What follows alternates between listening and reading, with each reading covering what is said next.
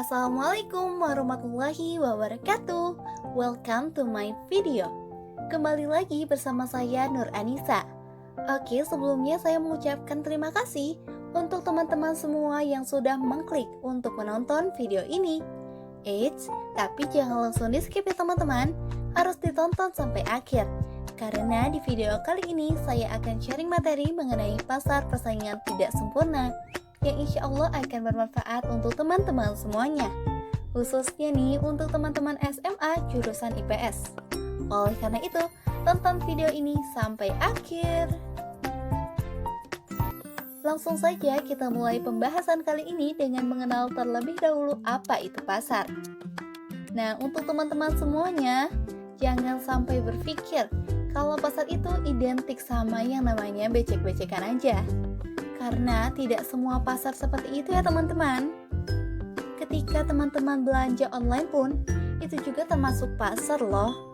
Hal ini karena secara ekonomi, pengertian pasar adalah tempat bertemunya penjual dan pembeli yang melakukan transaksi untuk menentukan nilai harga dari barang atau jasa. Dari pengertian tersebut, sekarang teman-teman tahu kan kalau pasar itu tidak identik dengan yang namanya becek-becekan. Jadi jangan sampai salah persepsi lagi ya teman-teman. Oh iya, teman-teman tahu nggak sih? Ternyata nggak hanya manusia aja yang tidak sempurna, tapi pasar juga ada loh yang tidak sempurna. Contohnya ialah pasar yang akan dibahas kali ini, pasar persaingan tidak sempurna. Pasar persaingan tidak sempurna ini merupakan jenis pasar yang hanya memiliki produsen terbatas, namun pembelinya sangat banyak. Barang atau jasa yang terdapat dalam pasar ini heterogen atau beraneka ragam. Oh iya, karena jumlah produsen terbatas, maka produsen menjadi pihak yang menentukan harga. Hal inilah yang merupakan salah satu alasan mengapa pasar ini disebut dengan pasar tidak sempurna, karena dianggap selalu ada kecacatan yang menimbulkan ketidakadilan dalam pasar.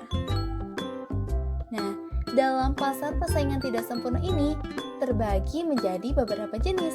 Ada pasar monopoli, ada pasar oligopoli, dan ada pasar monopolistik. Saya akan membahas satu-satu ya teman-teman. Dimulai dari pasar monopoli. Monopoli sendiri terdiri dari kata mono yang artinya satu dan poli yang artinya produsen. Sesuai dengan namanya, pasar ini hanya terdiri dari satu produsen saja, dan produsen tersebut bertindak sebagai penentu harga, karena tidak ada yang menyaingi pasar ini. Selain itu, pasar monopoli mempunyai karakteristik tersendiri yang dapat membedakan dengan pasar yang lainnya. Karakteristik tersebut diantaranya adalah: pertama, barang yang ditawarkan dan diproduksi tidak memiliki barang substitusi atau barang pengganti. Kedua, produsen baru sulit untuk memasuki pasar monopoli karena diperlukan modal yang sangat besar. Ketiga, promosi bukanlah sesuatu yang utama karena produsen hampir tidak mempunyai saingan. Keempat, produsen pasar monopoli ini terjamin karena dikontrol, diawasi, dilindungi oleh negara. Adapun contoh dari pasar monopoli ini seperti PLN, PDAM, PT KAI, Pertamina, dan lain-lain. Untuk jenis pasar persaingan tidak sempurna yang kedua, ada pasar oligopoli. Jika melihat dari potongan katanya, oligopoli ini terbagi menjadi dua kata. Ada oligo yang berarti beberapa dan poli yang berarti produsen.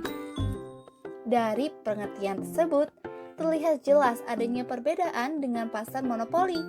Pasar oligopoli dikuasai oleh beberapa produsen, sedangkan pasar monopoli dikuasai oleh satu produsen saja. Dalam pasar oligopoli ini mempunyai beberapa karakteristik. Pertama, barang yang ditawarkan memiliki perbedaan atau keunikan tersendiri dengan barang yang dijual oleh produsen lain. Kedua, produsen pasar oligopoli ini mempunyai kemampuan dalam menentukan harga. Ketiga, kemampuan produsen baru untuk masuk ke pasar oligopoli ini cukup sulit karena membutuhkan modal yang cukup besar. Pasar oligopoli ini biasanya dilakukan dengan bentuk upaya menahan perusahaan potensial dapat memasuki pasar. Adapun contoh dari pasar oligopoli ini antara lain industri motor, industri air mineral, industri rokok, dan lain sebagainya. Yang terakhir ialah pasar monopolistik. Pasar monopolistik ini berisi beberapa produsen dengan jenis barang yang ditawarkan serupa, namun karakteristiknya berbeda-beda. Produk yang ditawarkan berbeda dengan pasar-pasar sebelumnya. Pasar monopolistik ini lebih menawarkan produk yang paling banyak kita pakai dalam kehidupan sehari-hari. Contohnya nih, seperti produsen sabun, shampoo, pasta gigi, dan lain sebagainya. Karena produk yang ditawarkan mempunyai karakteristik yang sama namun tak serupa ini, maka promosi dalam pasar monopolistik ini merupakan hal yang sangat penting.